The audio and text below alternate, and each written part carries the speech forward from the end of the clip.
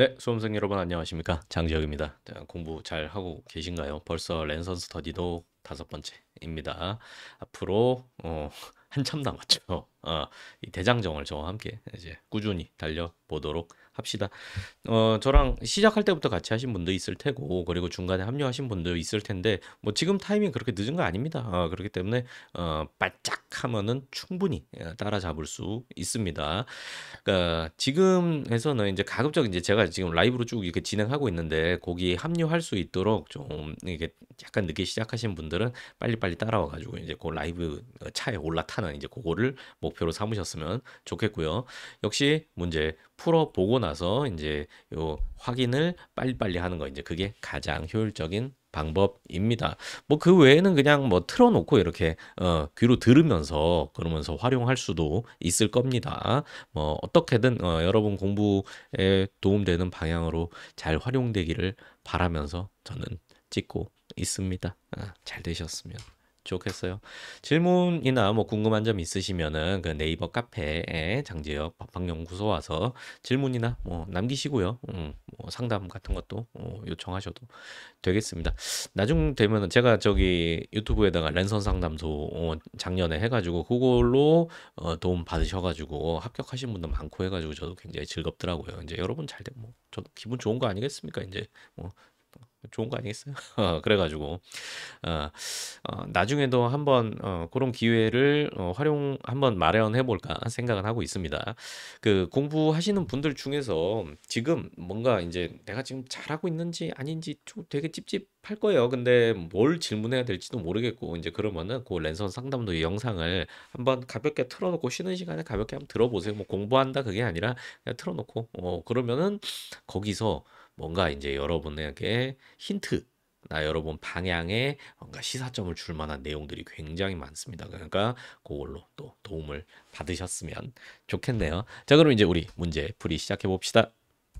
1번입니다. 행정규칙에 대한 설명. 옳지 않은 것은 법령의 위임이 없음에도 법령에 규정된 처분 요건에 해당하는 사항을 불용해서 변경하여 규정한 경우에는 그 불용의 규정은 행정명령, 행정규칙의 성격을 지닐 뿐 국민에 대한 대외적 구속력은 없다. 맞는 얘기고. 그래서 이제 이렇게 법에서 정해진 요건을 불용해서 변경해서 규정했다. 근데 위임이 있으면 모르겠는데 위임이 없음에도 이렇게 정했다라고 했을 때, 그러니까 결국 상위법을 위반한 거다라고 이렇게 볼 수 있는 상황인데 판례는 여기서 이제 그 무효다라고 본 케이스도 있고 대외적 구속력만 없다 이렇게 본 케이스도 있습니다. 다 알아두셔야 돼요. 2번 자 국세청 훈령입니다. 제세 사무 처리 규정 보통 이렇게 끝나면 이제 행정규칙이죠. 근데 소득세법 시행령과 결합하여 이제 법령 보충 규칙으로서 대외적 효력 발생한다.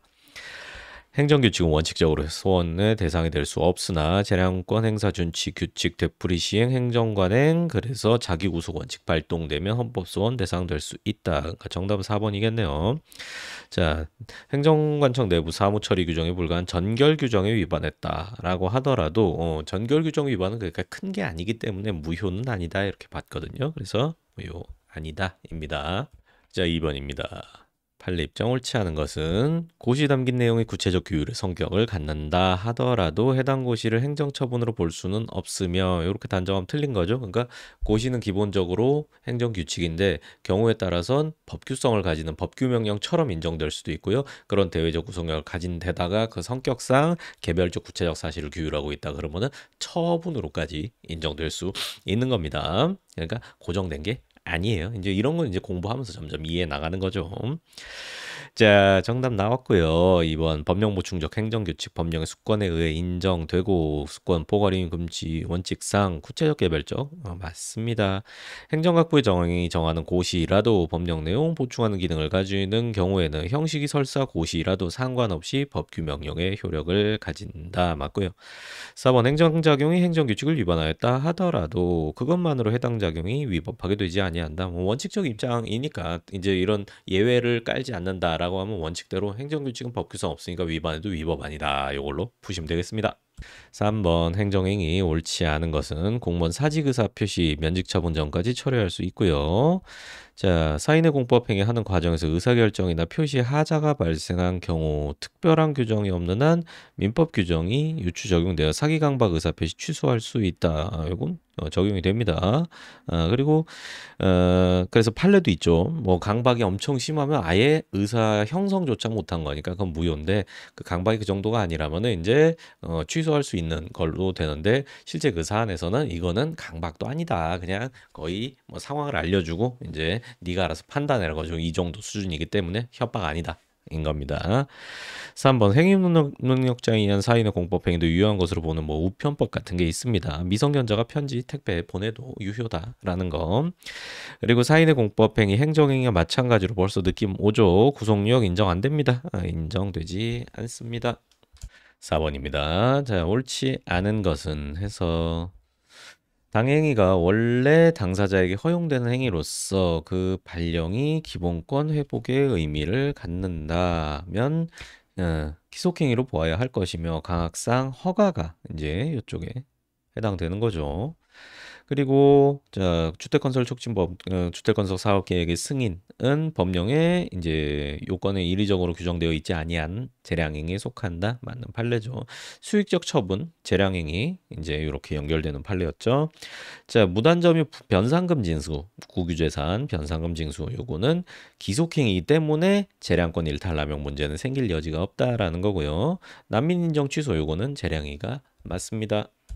5번 자, 옳지 않은 것은 1. 마을버스 운송사업 면허의 허용 여부 운수행정 공익실현 한목적성 추구 위하여 결국은 재량에 속하는 것이다. 운송사업 면허 허용하는 거 기속행위고 아니 기속행위란다. 이제 수익적 처분이고 그리고 공익 관련성이 크죠. 강학상 특허 쫓기고요. 자, 재량행위 요건이 충족되어도 이익형량 통하여 효과 부여하지 않을 수 있다. 맞고요. 납고당 설치 신고, 수리 요하는 신고죠. 그래서 수리 처분이 있어야 설치할 수 있게 되겠고 정답 4번이겠네요. 자, 착공 신고 축교공 나왔죠. 그래서 이제 그 반려하는 행위 요것도 항고소송의 대상이 될 수 있다입니다. 자, 6번 재량행위 옳지 않은 것은 마을버스 운송 사업 면허 허용 여부 뭐 그리고 마을버스 한정 면허 시 확정되는 버스 노선 정함에 있어서 그 기존 노선과 얼마나 중복시킬 것인가 이런 것들이 다 재량이다라는 거. 그다음에 2번 개발 제한 구역 내에서 건축물의 건축 예외적 허가 재량행위 맞고요. 그리고 행정청의 판단 재량행위에 대해서 판단하는 거 기억나세요? 목사동일 목사님은 다 똑같아. 이제 그거. 그래서 그거 심사하면 뭐 일탈남용 아니다라는 거. 그다음에 자 3번 행정청이 개인 택시 운송 사업 면허 발급함에 있어 개인 택시 면허 이제 택시 운전 경력자 일정 부분 우대하는 처분을 한 경우 택시 관련해서 이렇게 기억을 하세요. 이게 공익 접점성이 크기 때문에 행정청이 한 행위 엔간하면 괜찮다라고 보는 판례가 좀 이게 많아요. 그래서 일단 요 판례 아는 게 당연히 수험생의 기본 소양이죠. 근데 이제 그게 이게 잘 기억 안 난다라고 택시는 괜찮지 않을까? 요런 것도 꼼수죠, 꼼수. 그래서 제가 법칙인지 꼼수인지 이렇게 알려드리니까 법칙에 대해서는 잘 적용하시고 꼼수는 알아서 잘 활용하시기 바래요. 그래서 일탈남용 해당되지 않는다. 그리고 정답 3번이고요. 이제 4번 계획 재량 일반적인 재량행위에 비해 더 큰 재량의 범위가 부여된다. 요거는 이제 우리가 계획 행정계획 가가지고 공부하게 될 겁니다. 어쨌든 정답 3번 골라낼 수 있어야 되는 건 변함이 없습니다. 안 배웠는데요. 안 돼요 이거는. 자, 7번입니다. 불확정 개념 판단 여지 기속행위 재량행위 옳지 않은 것은 타수설에 따르면 불확정 개념의 해석은 법적 문제이기 때문에 일반적으로 전면적인 사법심사 대상이 되고 특정한 사실관계와 관련해서 원칙적으로 이의적인 해석 하나의 정당한 결론만이 가능하다고 본다. 이거 맞는 지문입니다. 그러니까 이쪽이 여러분이 지금 초반에는 약간 이해가 안 되실 수도 있거든요. 사람에 따라서 제가 뭐 상세하게 좀 쉽게 설명은 드렸는데 근데 익숙하지 않을 수가 있어요. 그러면 그때는 또 뒤로 넘기면 되거든요. 그런 분들도. 그러니까 초반에 이게 딱 이게 안 들어온다라고 하면은 너무 꽂히실 필요는 없어요. 이쪽에는 여러분이 베이스가 좀 깔리고 나면은 나중에 보면은 충분히 해결할 수 있는 영역이거든요. 그러니까 요 법학 공부할 때는 넘기는 거 잘해야 돼요. 모르면 넘겨. 미래에 내가 해결해 주겠지 하면서 넘기는 겁니다. 그래서 이해하시면 좋은데 이해하지 못한다 하더라도 요 지문만 그냥 이렇게 기억해 두세요. 불확정 개념이라고 하더라도 사법심사 원칙적으로 가능하고 그리고 구체적인 사실관계가 요 불확정 개념에 해당되는지 해당 안 되는지 결론은 있다라는 거예요. 근데 그 결론을 이제 찾아가는 과정이 뭐 어렵다 뭐 이제 이런 뒤엔 얘기가 있는 거죠. 근데 어쨌든 결론은 있는 거예요. 뭐 예를 들어서 뭐 공익에 반하는 집회는 이제 해산 명령할 수 있다 이렇게 규정돼 있으면은 어떤 집회가 있잖아요. 이게 공익에 반하는지 아닌지는 결론은 있겠죠. 결론은 뭐 신은 정확하게 알 테지만 인간은 이제 그건 정확하게 모르지만 어쨌든 결론은 있을 거 아니에요. 그 얘기하는 거예요. 그 얘기하는 거예요. 공익에 반하거나 반하지 않거나 둘 중에 하나겠죠. 거기까지 딱 얘기하는 겁니다. 자, 그다음 2번 법 규정의 일체성에 의해 요건 판단, 효과 선택 문제 구별하기 어렵다. 그러니까 요건이랑 효과를 구별하기 어려우니까 재량 판단 여지 구분을 인정하지 않는다가 되겠죠. 그리고 3번 개발 제한 구역 내에서 건축물 용도 변경 허가, 예외적 허가고 예외적 승인이라고도 부르고 재량행위 맞죠. 자, 4번 대본 처분을 할 것인지 여부와 처분의 정도 재량이 인정되는 과징금 납부 명령에 대하여 그 명령이 재량권 일탈하려 하였을 경우 법원으로선 재량권의 일탈 여부만 판단할 수 있을 뿐이지 재량권의 범위 내에서 어느 정도가 적정한 것인지에 관하여는 판단할 수 없어 그 전보를 취소할 수밖에 없고 이게 원칙적 입장이에요. 법원이 적정하다고 인정하는 부분만 취소할 수는 없다. 이게 뭔 얘기냐면요. 자, 뭐 예를 들어서 공정거래위원회는 1억 원 이내에 과징금을 부과할 수 있다. 이렇게 법에 규정이 돼 있어요. 그러면은 빵원부터 1억 원 내에서 결정의 권한은 공정위한테 있잖아요. 국회가 공정위한테 준 거잖아요. 그렇기 때문에 만약에 법원에서 이제 보기에 그렇게 심사도 안 하겠지만 법원에서 보기에 한 지금 1억을 부과했는데 법원에서 보기에 한 8천 정도면 적당할 것 같아. 그렇다고 해서 법원이 1억 부과한 거에서 2천만 딱 잘라서 취소한다라고 하면은 결국은 법원이 과징금 부과하는 거랑 똑같이 되잖아요. 그러니까 법에 위반된다고, 법의 취지에 위반된다고요. 그렇기 때문에 법원에서는 애초에 재량 심사할 때는 법원이 결론을 정해놓지 않는다. 라는 것도 우리 공부했었죠. 근데 그것뿐만이 아니라 이제 이런 거 재량 처분에 대해서 취소할 때는 원칙적으로 그 초과 부분만 취소하는 게 아니라 전체를 다 날리고 야 새로 심사해 이렇게 보내는 게 이게 원칙이다라는 겁니다. 물론 뒤에 가면 예외가 나옵니다. 물론 뒤에 가면 뒤에 가서 또 공부할 거 있으니까 아주 즐겁죠. 자, 즐겁다고 생각하세요. 계속. 8번 허가에 관한 설명 옳지 않은 것만 보기 위해서 고른다. 허가 신청 후 허가 기준이 변경된 경우에 신청 당시가 아니라 이제 처분 시 허가 시죠. 틀렸고요. 니은 종전 허가의 유효 기간이 지난 후에 한 허가 기간 연장 신청은 새로운 허가를 신청하는 걸로 취급합니다. 맞습니다. 종전 허가 연장은 뭐 아예 안 되는 거죠. 이제 끝났으니까. 그리고 자 허가 갱신됐더라도 동일성을 유지하면서 기간만 늘어나는 거니까 갱신 전 위반 사실 근거로 허가 취소할 수 있고요. 그러면 정답 나왔죠? 기억 리을이겠네요. 자 허가 붙은 기간이 허가된 사업의 성질상 부당하게 짧은 경우 그 기간의 성질 및 허가 기간 연장을 위한 요건으로 기한의 성질은 허가의 유효 기간이 아니라 허가 조건의 유효 기간으로 축소 해석한다는 거 공부했죠. 그리고 이제 뒤에 허가기간 연장 조건으로 종기 도래하기 전에 허가기간 연장 신청이 있어야 한다. 뒤엔 또 맞아요. 그래서 정답은 2번.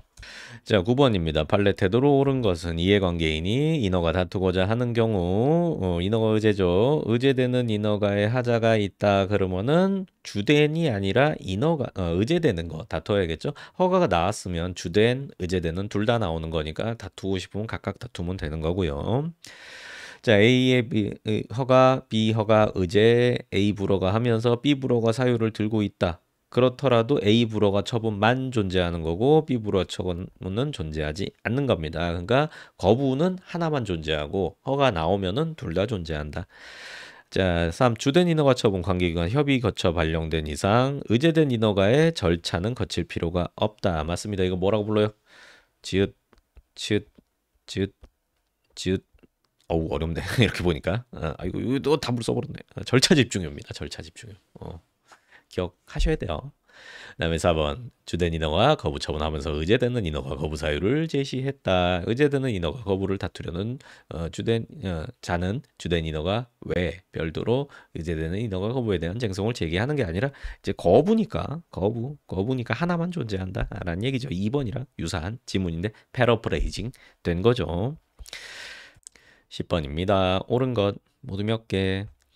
추상적 법규명령 제정하지 않은 행정입법 부작위에 대해서는 부작위 위법 확인 소송 제기할 수 없죠. 이거는 처분의 부작위지 입법의 부작위는 요걸 쓰면 안 돼요. 그리고 뭘 써야 됩니까? 그거까지 알아야죠. 행이 아니라 헌 법소원으로 가야죠. 자, 니은 시행령상 별표 청소년보호법 시행령 별표 요거 나오면은 상한을 정한 것이지 아니라 특정 금액 아닙니다. 정액이 아니라 최고 한도액. 그리고 디귿 건축허가 대물적 허가 허가 효과 권리 변동 수반하여 이전되고 별도의 승인 처분에 의하여 이전되는 것은 아니다. 요거 판례 문구니까 잘 기억해 두세요. 기출 지문이에요. 자, 니은 국토기획법 토지형질 변경 허가 행정청의 재량권이 부여돼 있다 하더라도 건축법상의 건축허가 기속행위이므로 벌써 느낌이 안 좋죠. 토지형질 변경행위 수반하는 건축허가는 재량행위죠. 틀렸고 자, 사행행위 영업허가 특정인에게 새로운 권리를 부여한 것 허가 승인 후 공법적 사법적 효과가 발생한다. 사행행위 영업허가라고 하더라도 이거는 그 예외적 승인에 해당되는 건데 이제 이거 특정인에게 새로운 권리를 부여하는 것인가 아니라는 거예요. 이게 그 예외적 승인이라고 하더라도 특정한 권리를 부여하는 게 아니라 금지를 풀어주는 거에 해당한다라는 거. 그래서 또 이렇게 보시면 되겠습니다. 자, 오늘 여기까지입니다. 고생 많으셨어요. 여기까지 하도록 하겠습니다. 좋아요 좀 눌러주시고 구독 좀 눌러주시고 카페 와서 이제 활동도 좀 해주세요. 저랑 계속 접점을 만들어 나가 봅시다. 화이팅입니다.